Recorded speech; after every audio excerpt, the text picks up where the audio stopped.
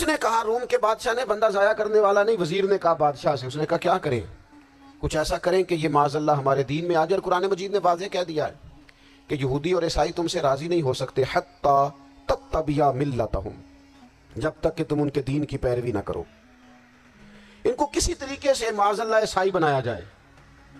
تو بادشاہ کہنے لگا دو تین چیزیں ہیں جس سے کوئی بندہ بھی خریدا جا سکتا ہے، کر لیتے ہیں بات۔ نبی پاک علیہ السلام کی جو محبت ہے نا، وہ انسان کے لیے زندگی کو آسان کر دیتی ہے۔ حضور سے پیار ہوتا ہے نا تو بندہ نفرت کرنی ویسے ہی چھوڑ دیتا ہے۔ حضور سے پیار کرتا ہے، ہرس حوث لالچ ویسے ہی نکل جاتا ہے۔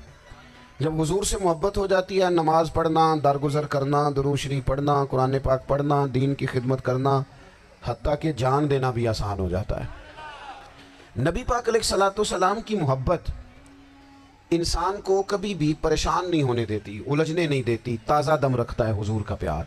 شرط یہ ہے کہ محبت صحیح ہو، اصلی ہو، باطن میں ہو۔ یہ آپ کے ذہن کے اندر کبھی بھی کسی بدبو کو نہیں آنے دے گی، طبیعت کو تازہ دم رکھے گی، سکون میں رہیں گی۔ لیکن نبی پاک علیہ السلام کی محبت کے کچھ تقاضے ہیں، ان تقاضوں کو سمجھنا پڑے گا، بالخصوص امت اس وقت جس جگہ پہ کھڑی ہے۔ آپ دیکھیں کہ اتنی بربریت اور اس جیتے جاگتے دیکھتے ماحول میں کہ جس میں ہر چیز کیمرے کی آنکھ دیکھ رہی ہے، اس میں اس قدر زیادہ اسرائیل کی جارحیت، اس کے جواب میں دو تین تازیانے ہیں جو سمجھنے والے۔ ایک ہے کہ میں کوئی جذباتی بات کروں گا، آپ اس کی تائید کر دیں گے۔ ایک ہے کہ پہلوؤں پر غور کرنے کا وقت ہے کہ اتنے کٹھن ماحول میں بھی اگر مسلم امہ کے لیڈر بیدار نہیں ہو رہے تو آپ کو پس منظر سمجھنا پڑے گا کہ ہم نے نبی پاک کی محبت کے تقاضوں کو نہیں سمجھا۔ حضور سے محبت ہے نا تو پھر نبی پاک کو تو سادہ طرز زندگی پسند ہے، حضور کو تو پسند نہیں ہے۔ اللہ کے محبوب نے تو دعا مانگ کے فقیری لی اللہ تعالیٰ سے۔ آپ کو پتہ ہے جب بندہ بہت زیادہ آسانیوں میں چلا جاتا ہے، بہت زیادہ اس کے پاس سہولیات ہو جاتی ہے، اس کا مرنے کو دل نہیں کرتا۔ خود نبی پاک علیہ السلام نے فرمایا قیامت کے قریب کافر تم پر جھپٹیں گے جس طرح بھوکے لوگ کھانے پر جھپٹتے ہیں۔ حضور کیوں، ہم تھوڑے ہوں گے؟ فرمایا نہیں، تمہیں دنیا سے محبت ہو جائے گی اور موت تمہیں بری لگے گی۔ اتنے بڑے بڑے بنگلے، عالی شان محلات، کس کا چھوڑ کے مرنے کو جی چاہتا ہے معاذ اللہ۔ نبی پاک کی محبت کا تقاضا سمجھو، ایسا نہیں کہ وہاں دولت آئی نہیں۔ حضور تو فرماتے ہیں کہ اللہ نے خزانوں کی کنجیاں میرے ہاتھ میں رکھ دی ہیں، لیکن میں نے عرض کیا مالک ایک وقت روٹی دینا اور ایک وقت کا فاقہ دینا۔ کنجیاں خزانوں کی اللہ نے دی۔ جب تک آپ اپنا طرز زندگی، یہ جو بہت دنیا کا پیار ہے نا، بہت زیادہ مرنے کی ہرس، یہ بہت زیادہ جینے کی ہرس، تو اللہ تعالیٰ نے قرآن پاک میں یہودیوں کا طریقہ بیان کیا کہ وہ کبھی مرنے کی تمنا نہیں کریں گے کیونکہ جینے کی ہرس رکھتے ہیں۔ نبی پاک علیہ السلام کے غلاموں، طرز زندگی جب تک سادہ نہیں ہوتا اور جب تک یہ دنیا کے جھمیلوں سے کسی کو دولت دے کر پیچھے کر دیا جاتا ہے، کسی کو عہدہ دے کر چپ کرا دیا جاتا ہے، کسی کو اقتدار دے کر چپ کرا دیا جاتا ہے، رسول اللہ صلی اللہ علیہ وسلم کے سچے غلام انہیں ایک بات کی سمجھ آ گئی تھی کہ ہمیں ہمارے رب نے کہا ہے قل ان کنتم تحبون اللہ فاتبعونی یحببکم اللہ۔ اے محبوب آپ ان سے فرما دیں اگر رب سے محبت کرنا چاہتے ہیں تو آپ کی پیروی کریں، اللہ خود ان سے محبت فرمائے گا۔ جب رب بھی ان کا ہو جائے گا، جب رب بھی ان کا کی محمد سے وفاتوں نے تو ہم، یہ جہاں چیز ہے کیا، یہ لوح و قلم تیرے، اس کا کیا مطلب ہوا؟ لوح و قلم، قلم لکھتی ہے نا تقدیریں، مقدر فیصلے، تو لوح و قلم تیرے ہیں، اس کا مطلب یہ ہے کہ پھر رب کریم تیرے اوپر فضل کرے گا، اور وہ جن فیصلوں کی امت کو دیانت سے چاہت ہے اللہ اپنے فضل سے وہ فیصلے فرمائے گا۔ جب تک زندگی حضور کی غلامی کی طرف نہیں جاتی وہ اللہ تعالیٰ کی تائید نہیں پاتی۔ حضرت عبداللہ ابن حذافہ رضی اللہ تعالیٰ عنہ کو رومیوں نے قید کر لیا تھا، اور جب رومی آپ کو قید کر رہے تھے، پکڑ رہے تھے، جنگ میں کچھ موڑ ایسا آ گیا کہ بظاہر مسلمانوں کے قدم پیچھے ہٹ رہے تھے، تو 1000 آدمی نے، 100 آدمی نے مل کے آپ کے گرد گھیرا ڈالا اور بڑی مشکل سے آپ کو گرفتار کیا۔ جب بادشاہ کے سامنے لے گئے نا تو بادشاہ سے اس کا سپہ سالار کہنے لگا کہ بندہ ضائع کرنے والا نہیں، یہ بات سمجھیں آپ، ہماری طبیعت کے مطابق جو بندہ پورا نہیں اترتا ہم ضائع کر دیتے ہیں. حالانکہ اگر آپ کو مخالف صف میں بندہ کام کا نظر آئے تو آپ غور فرمائیں کہ یہ ہمارے قافلہ محبت میں کیسے شامل ہو سکتا ہے. اس کے لیے جد و جہد کریں تاکہ اس سے کام لیا جا سکے. اس نے کہا روم کے بادشاہ نے بندہ ضائع کرنے والا نہیں. وزیر نے کہا بادشاہ سے, اس نے کہا کیا کریں؟ کچھ ایسا کریں کہ یہ معاذ اللہ ہمارے دین میں آ جائے. اور قرآن مجید نے واضح کہہ دیا ہے کہ یہودی اور عیسائی تم سے راضی نہیں ہو سکتے حتی تتبع ملتہم, جب تک کہ تم ان کے دین کی پیروی نہ کرو. ان کو کسی طریقے سے معاذ اللہ عیسائی بنایا جائے. تو بادشاہ کہنے لگا 2-3 چیزیں ہیں جس سے کوئی بندہ بھی خریدا جا سکتا ہے, کر لیتے ہیں بات. اس نے سب سے پہلے حضرت عبداللہ ابن حذافہ سے کہا کہ جتنے پیسے آپ کہیں گے آپ کو ملیں گے, آپ اس دین میں آ جائیں معاذ اللہ. تو حضرت عبداللہ ابن حذافہ نا, کچھ لوگ بڑے سیانے ہوتے ہیں, بردبار ہوتے ہیں, بعض باتوں پر غصہ نہیں کرتے, ہنستے ہیں. حضرت عبداللہ ابن حذافہ ہنس پڑے, فرمانے لگے تجھے کس نے بادشاہ بنایا؟ تو بڑا بیوقوف آدمی ہے. اس نے کہا کیا مطلب؟ فرمانے لگے نادان, میں تو تلوار لے کے میدان میں آیا ہوں, مجھے دولت کمانی ہوتی میں تجارت کرتا. میں تجارت نہیں کر رہا, میں تو شہادت کے لیے نکلا ہوا ہوں, اور تو مجھے کہہ رہا ہے پیسے لے لے. کو عقل کی بات کر. اس نے دوسری بات کی, اس نے کہا کہ میں بادشاہ ہوں, میرے نیچے جتنے بھی عہدے ہیں, وزیر, مشیر, وزیر خزانہ, جو آپ عہدہ کہیں گے آپ کو دے دیا جائے گا, آپ اس طرف آ جائیں. تو حضرت عبداللہ ابن حذافہ کہنے لگے پھر کہتا ہوں تو بڑا نادان ہے.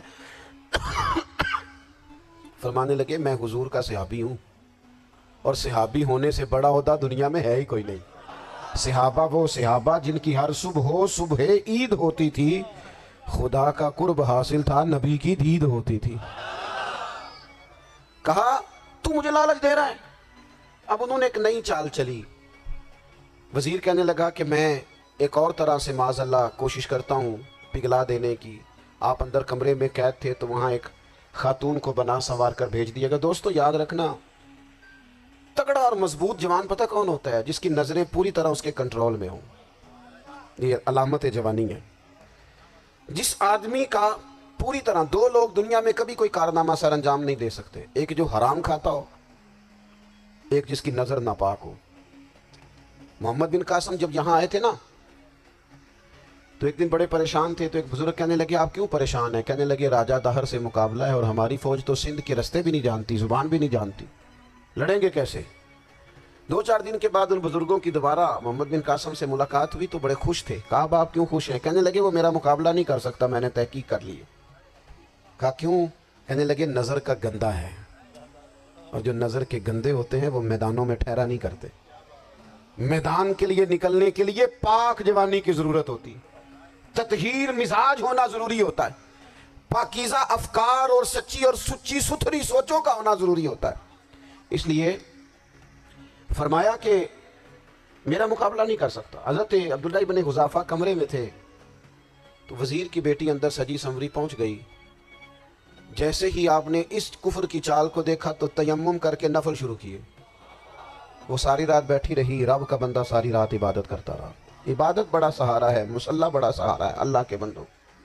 صبح دروازہ کھولا, وزیر نے اپنی بچی سے پوچھنا چاہتا تھا رزلٹ کیا نکلا, تو کہنے لگی پیچھے ہٹ جا, اب تیرا میرا تعلق کوئی نہیں, میں نے نبی پاک کا کلمہ پڑھ لیا. اس نے کہا میں نے بھی زمانہ دیکھا ہے, پر یہ کیا لوگ ہیں, کستوری کے بنے ہوئے, سندل سے دھلے ہوئے, کہ میں ساری رات کمرے میں رہی اور 100 اور 1000 آدمی جس جوان کا مقابلہ نہ کر سکے, اتنا طاقتور جوان کمرے میں رہا اور اسے نظر اٹھا کے نہ دیکھا. او کچا رنگ للاری والا جڑا چڑھدا تے لیندا رہندا ہے, اے عشق تیرے دا رنگ محمد چڑھیا پھر نہیں لیندا. میں کہا ایک دفعہ نظر اٹھا کے نہیں دیکھا, کمال ہو گئی. اتنے بڑے لوگ, اتنی بڑی سعادت مندی, فیروز بختی, معاملہ فہمی, حد ہو گئی. اللہ اکبر. دوستو بادشاہ جب پوری طرح ہار گیا نا, اس نے کہا مار دو. تیل گرم کیا ایک کڑاہی میں, اور جب آپ کو اس میں ڈالنے لگے تو آپ کی آنکھوں میں آنسو آ گئے. بادشاہ کا خیال ہوا شاید نرم ہو گئے ہیں. کہنے لگا روئے کیوں؟ فرمانے لگے سوچتا ہوں جان ہی ایک ہے, کتنا مزہ ہے اس کی راہ میں جان دینے کا, کتنی لذت ہے اس کے نام پر مرنے میں, کتنا لطف ہے. جے تو چڑھیا اتے دار بھی نہیں, تے جے تو وکیا عشق بازار بھی نہیں, تے ایڈا سستا سودا پیار بھی نہیں. تے ایڈا سستا لبدا یار بھی نہیں، کئی جنگل گانے پیندے نہیں، کئی دوزخ لنگنے پیندے نہیں، جی وہ اس ملوں بھی مل جاوے ایدوں سستا ہور بپار بھی نہیں، تے کچھ سمجھ نہ آوے لوکاں نوں وہ کادے نال شہید کرے، ڈٹھی یار دے ہاتھ تلوار بھی نہیں پر او دا خالی جاندہ وار بھی نہیں۔ کہنے لگے ایک جان ہے نا، تو دل کرتا ہے ہزاروں ہوتی تو ایک ایک کر کے محبوب کے نام پہ قربان کرتا، جب میرے پاس ہے ہی ایک، کروں کیا؟ حضرت عبداللہ ابن حذافہ رضی اللہ تعالیٰ عنہ جب روئے اور بادشاہ نے یہ بات سنی تو بادشاہ اٹھ کے کھڑا ہو گیا، سارے وزیروں مشیروں کو کہنے لگا تم نے کہا تھا نا بندہ ضائع کرنے والا نہیں، یہ بھی ضائع کرنے والا نہیں۔ کہنے لگا میرا ماتھا چومو، تم جیسے لوگوں کو قتل نہیں کرنا چاہیے، آزاد کرنا چاہیے۔ عزیز اپنی زندگی سے نا یہ بہت زیادہ ہرس، ہوس، طمع، اور یہ کسی بات کی بھی ہو، ہرس صرف پیسوں کی نہیں ہوتی، شہرت کی بھی ہوتی ہے، یہ بیماری انسان کو اقتدار کی بھی ہوتی ہے، تعریف کی بھی بیماری ہوتی ہے، یہ سارے نقص ہوتے ہیں لوگوں کو، اور معاذ اللہ بعض جبوں کبوں کے اندر بھی ہوتے ہیں، وہاں بھی پنپتے ہیں۔ اپنی زندگی جب تک اس سادگی میں نہیں لاؤ گے جو رسول پاک نے عطا فرمائی ہے، جب لوگ آسانیوں میں پوری طرح الجھ گئے تو پھر وہ دور ہوئے اور کفر چڑھ گیا۔ دوسری بات، اللہ کے محبوب صلی اللہ تعالی علیہ وسلم کی محبت ہم سے تقاضا کرتی ہے کہ ہم اس مشن کے لیے کام کریں جس مشن کے لیے رسول پاک نے کام فرمایا ہے۔ ہم سارے کام بڑے مضبوطی سے، سوچ سمجھ کے، تدبر سے، حکمت سے، تقاضوں کو مد نظر رکھتے ہوئے کرتے ہیں سارے کام۔ دین کے کام میں ہمارا مزاج نہیں ہوتا، او ہو جائے گا جی آپ بسم اللہ پڑھیں جی، شروع کریں جی۔ آپ تقاضوں کو سمجھیں، چیزوں کو دبائیں نہیں، چیزوں پر غور کریں۔ کسی کی ذہن کی سطح پر سوال ابھرتا ہے، اس کا تسلی بخش جواب دیں۔ اپنی زندگی میں دین کے کام کے لیے اپنے آپ کو وقف کریں، اور دین کے کام کے بہت سارے پہلو ہیں۔ ہزاروں لوگوں کو قرآن پاک ٹھیک پڑھنا نہیں آتا، ہزارہا لوگ ہیں جو قرآن مجید کے مطالب سے آگاہ نہیں ہیں، دین کی بنیادی ضروریات سے لوگ نابلد ہیں۔ میں آپ کو کس طرح یہ بات سمجھاؤں کہ ہزاروں کی تعداد میں طلاقیں اس لیے ہوتی ہیں کہ مردوں کو طلاق کے مسئلے نہیں آتے، انہیں پتہ نہیں ہے کہ مجھے حقوق زوجین کے معاملے میں کیسے چلنا۔ ڈھیر سارے گھروں میں تباہی اس لیے ہے کہ تربیت اولاد کا دینی منہج ہمیں نہیں پتا۔ اپنا حصہ ملائیں دین کے کام میں۔ ایک آدمی کو اگر تو نمازی کرنے میں کامیاب ہو گیا، تیری زندگی بدل گئی۔ وہ دین بیزار لوگ جو ہمارے بیچ بیٹھ کے ہماری نوجوان نسل کو پگڑی اور داڑھی کا نام لے کے بنیادی طور پر دین سے دور کرتے ہیں، ایسے نوجوانوں کو دین کا پیغام محبت دے کر دین کے قریب کرنا ہماری ڈیوٹیوں کا حصہ ہے۔ ہمیں ذمہ داری کا احساس کرنا پڑے گا، ہمیں یہ خاص قدم اٹھانا پڑے گا، توجہ دینی پڑے گی۔ مساجد، مدارس، میں آپ سے عرض کروں، اتنی ڈٹ کے مخالفت ہوتی ہے نا مدرسوں کی، اتنی ڈٹ کے۔ میں ادارہ چلاتا ہوں، اس کے چلانے میں جو مشکلات ہیں وہ تو ہم بتا نہیں سکتے آپ کو، اس لیے کہ میری قوم، میرا اس قوم سے تعلق ہے جو نعت خواں امیر کرنا چاہتی ہے، مدرسے نہیں۔ ہاں، نقیب خطیب پیدا کرنا چاہتی ہے، شعر و شاعری کی زندگی کو پروان چڑھانا چاہتی ہے۔ فقط ہمارا ان لوگوں سے تعلق ہے جو لاکھوں کروڑوں روپیہ محافل پہ لگائیں گے، اور قاری صاحب بیچارے اگر مسجد کا کوئی ہونے والا کام کسی وقت بتا دیں گے تو وہ بڑی مشکل آ جائے گی ان کے لیے۔ یہ کیسے ہو سکتا ہے، آپ نے یہ ڈیوٹی بتا دی؟ مدارس، اور جتنا اہم رول دین کو پھیلانے میں مدارس اسلامیہ کا ہے، اتنی زبردست، لوگوں کا خیال ہوتا ہے میری طرح کے لوگ شاید کام کرتے ہیں، ڈیوٹی کرتے ہیں۔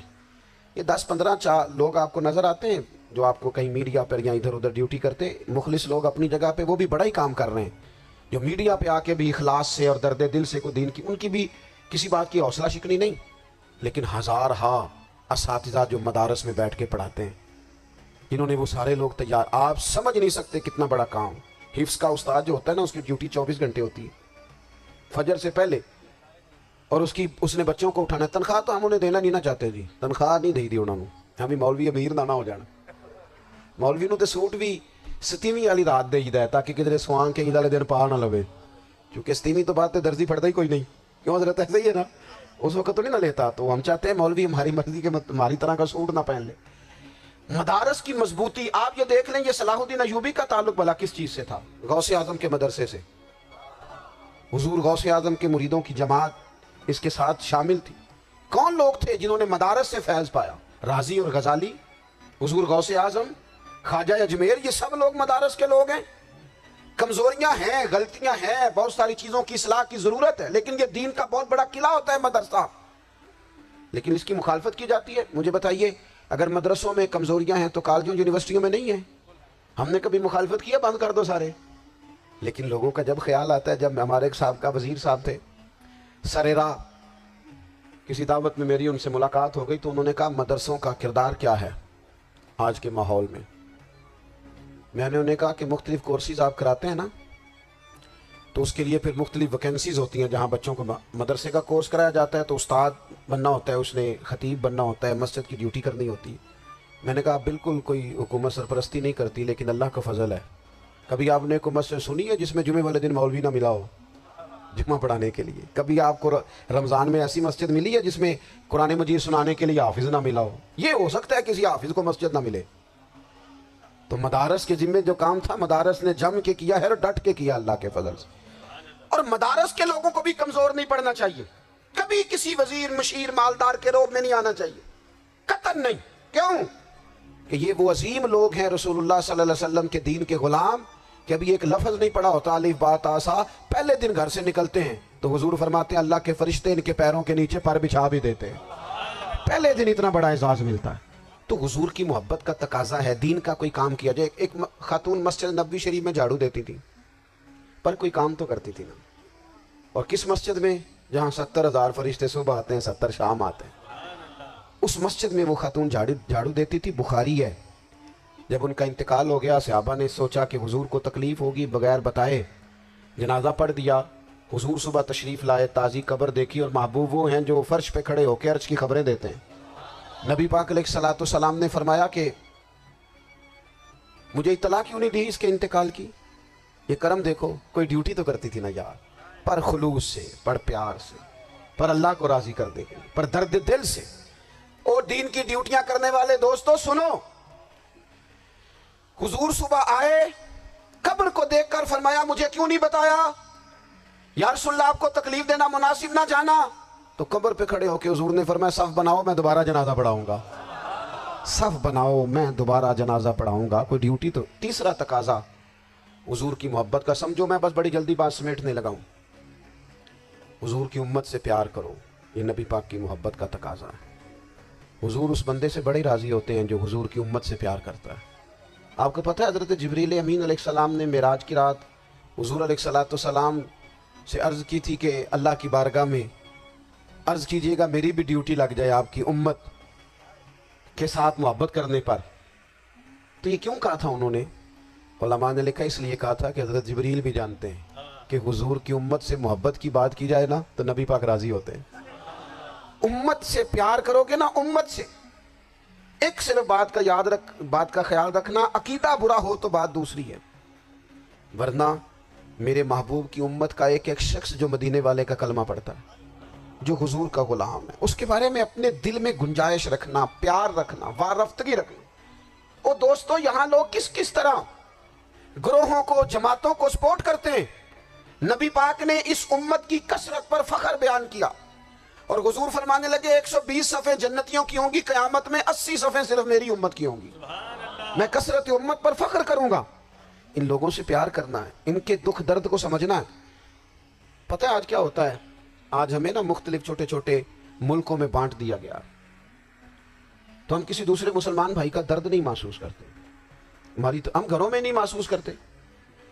پڑوسی پر ظلم ہو رہا ہو تو ہم کہنے پتر ساڈا نہیں مسئلہ، یہ وہدا مسئلہ ہے، تینوں کی لگے۔ حالانکہ پڑوسی کی آگ اس لیے بھی کسی وقت بجھا دینی چاہیے کہ پڑوسی کی نہ بجھائی جائے تو اپنا گھر بھی زد میں آ جاتا۔ آج امت مسلمہ سے ہمیں بس لگا دیا کہ اپنے حصے کی روٹی کماؤ، اپنے حصے کی کوٹھی بناؤ، اپنے حصے کی گاڑی خریدو، اپنے حصے کا کام کرو۔ امت کا درد، امت کی بات، وحدت امت کا تصور، امت کا دوبارہ سے وہ شان ارسل رسولہ بالہدی ودین الحق لیظہرہ علی الدین کلہ، وہ تصور کب ہوگا؟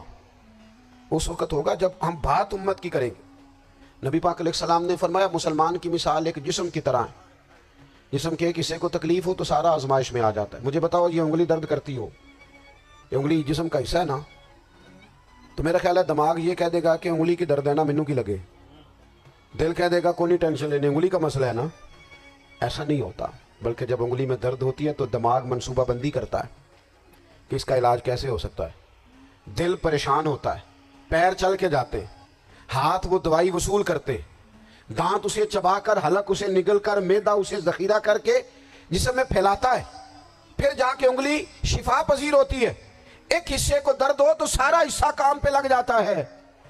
اسرائیل اگر تکلیف دے رہا ہے فلسطینیوں کو تو ہونا چاہیے تھا نا بعض مسلمان حکمرانوں کو نیند نہ آتی، وہ درد دل محسوس کرتے۔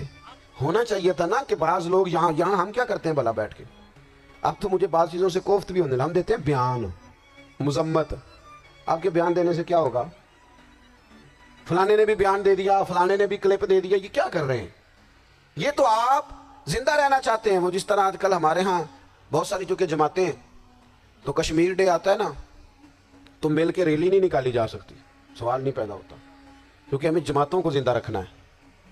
اس جماعت کی خبر الگ لگنی چاہیے، اس جماعت کی خبر الگ، تو ایسے کوئی انقلاب آئے گا؟ یاد رکھنا، امت کو پوری کو ایک طاقتور آواز بننا پڑے گا، ہمیں تھوڑا تھوڑا اوپر اٹھ کے سوچنا پڑے گا۔ خدا را اللہ تعالیٰ مجھے معاف کرے اگر کوئی بات میں ستی کر رہا ہوں، دل کی گہرائی سے عرض کرتا ہوں، اب تو بڑا سخت وقت آ گیا۔ اب چونکہ اب تو کیمرے کی آنکھ آئی ہے تو وہ زخمی بچے دیکھے نہیں جاتے، وہ تڑپتی مائیں دیکھی نہیں جاتی، وہ سسکتی اور آواز دیتی بیٹیاں سنی نہیں جاتی۔ وہ آوازیں ایسی ہیں جیسے وہ رات کے سناٹوں میں چیخیں بن کے لوگوں کو جگایا کریں گی۔ خدا را کچھ جرم ایسے ہوتے ہیں جن کی سزائیں بڑی سخت ہوتی ہیں، جن کی معافی بڑی مشکل سے ہوتی۔ اپنے اندر جذبہ ایمانی پیدا کریں۔ اور میرے دوستو، بستر پر بھی تو لوگ ماری جایا کرتے ہیں نا۔ اپنی زندگی رسول اللہ صلی اللہ علیہ وسلم کے دین کے نام کرو۔ جذبہ جہاد، شوق شہادت اور عشق رسول، یہ عناصر ہیں جو امت مسلمہ کو پیروں پر کھڑا کریں۔ 2 منٹ کے لیے سوچو، امت اگر اسی طرح کٹتی رہی، پریشان رہی، دکھتی رہی اور باری باری کر کے، اقبال نے کیا کہا تھا؟ اس نے کہا تھا وطنوں میں، انہوں نے کہا تھا کہ ان تازہ خداؤں میں بڑا سب سے وطن ہے، جو پیرہن اس کا ہے وہ مذہب کا کفن ہے۔ تو اقبال ہم کیا کریں؟ کہنے لگے بازو تیرا توحید کی قوت سے قوی ہے، اسلام تیرا دیس ہے، کیونکہ تو مصطفی ہے۔ تو بحیثیت مسلمان سوچنا شروع کر، بحیثیت مسلمان، اور یوں تو سید بھی ہو، مرزا بھی ہو، افغان بھی ہو، تم سبھی کچھ ہو، بتاؤ کہ مسلمان بھی ہو۔ تمہارے اندر کہیں سے کوئی مومن بھی بولتا ہے کہ نہیں؟ علاقائی تعصبات اور ملکی سرحدوں میں قید ہو جانے والوں، تم ایک نبی کی امت ہو۔ کیوں نہیں سمجھتے کہ جب کشمیر کی بیٹی روتی ہے تو مدینے والے محبوب پاک علیہ السلام کی امت کی بیٹی روتی ہے، جب فلسطین کی بیٹی روتی ہے تو امت کی بیٹیاں روتی۔ خدا را کچھ درد دل اپنی طبیعت میں پیدا کریں۔ میں حکمرانوں کی بات نہیں کرتا، میں تو عام لوگوں سے ایسے تبصرے سنتا ہوں جو نہیں کرنے چاہیے۔ وہ نہیں جی نہیں، دوسرا رخ بھی دیکھو، عام آدمی اٹھ کے، عام لوگ بھی یہ خطرناک سوچیں اور ان سے خوفناک نتائج برآمد ہوں گے۔ تو 3 باتیں میں نے آپ کی خدمت میں عرض کی ہیں۔ ایک تو کوشش کریں اپنی زندگی کے اندر کہ زندگی کو سادہ کریں، پیسہ ضرور کمائیں لیکن پیسے سے پیار نہ کرو، پیار تو مدینے والے رسول سے کرنا۔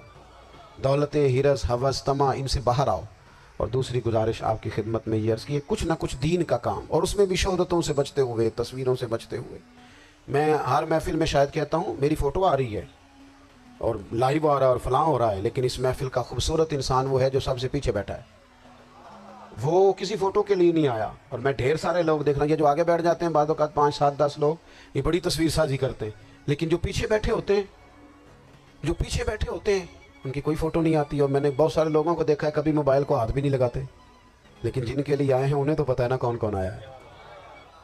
اور کچھ دین کے لیے کریں۔ اور تیسری گزارش آپ کی خدمت میں یہ ہے کہ امت بن کر بھی ضرور سوچیں اور امت کے دکھوں کا مداوع بھی کریں اور امت مسلمہ کا درد بھی اپنے سینے میں ضرور محسوس کریں۔ اللہ تعالی ہماری اس بزم کو۔ یہ ایک بات اور سن لیں جی، نبی پاک علیہ الصلوۃ والسلام نے ارشاد فرمایا، لائے جی، حضور سید عالم علیہ الصلوۃ والسلام نے ارشاد فرمایا کہ جب تک بندہ اللہ کے بندوں کی مدد میں رہتا ہے نا، اللہ بھی اس کی مدد کرتا رہتا ہے۔ یعنی اگر آپ امت کے لیے سوچتے ہیں، کوئی امت کے لیے فکر پیدا کرتے ہیں، کچھ امت کی سوچیں لاتے ہیں، تو اللہ بھی مدد فرمائے گا۔ اور یہ بات اچھی طرح یاد رکھیں، جب بھی بندہ کوئی ایسا کام کرتا ہے نا جو خالص اللہ کی رضا کے لیے ہو، تو رب کی مدد ضرور آتی ہے۔ وَلَقَدْ نَصَرَكُمُ اللَّهُ بِبَدْرٍ وَأَنْتُمْ أَذِلَّةٌ، تو یہ کام کریں گے تو اللہ کی مدد بھی آئے گی۔ اللہ توفیق عطا فرمائے۔ وَمَا عَلَيْنَا إِلَّا الْبَلَاغُ۔